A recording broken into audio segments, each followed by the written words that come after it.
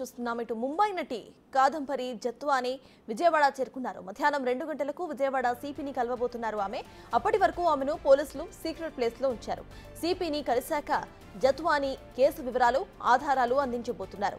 కేసులో నిజానిజాలు తేల్చేందుకు ఏసీపీ శ్రవంతి నేతృత్వంలో ప్రత్యేక టీంను ఏర్పాటు చేశారు.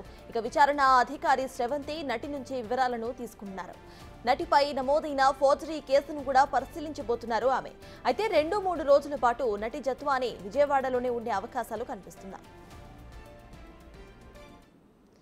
ఈ అంశంపై పూర్తి డీటెయిల్స్ మా ప్రతినిధి శివ అందిస్తారు. శివ, చెప్పండి. ఇటు నటి ఆల్రెడీ విజయవాడ చేరుకున్నట్టు తెలుస్తోంది. ప్రజెంట్ అప్డేట్స్ ఏంటి? మొత్తం మీద చూసుకుంటే కనుక ఎవరైతే ముంబై నటికి సంబంధించి కూడా కొద్దిసేపు క్రితమే విజయవాడ చేరుకున్నారో ఆమెను ఒక రహస్య ప్రాంతంలో పోలీసులు ఎస్కార్ట్ మధ్య తీసుకొచ్చి రహస్య ప్రాంతంలో ఉంచినట్లు కూడా తెలుస్తోంది. మధ్యాహ్నం అంటే మరికొద్ది సేపట్లో 12 గంటల తర్వాత ఆమె విజయవాడ సిపి కార్యాలయానికి చేరుకొని కేసు వివరాలు, ఆధారాలు విజయవాడ సిపికి అందజేస్తున్నట్లు కూడా తెలుస్తోంది.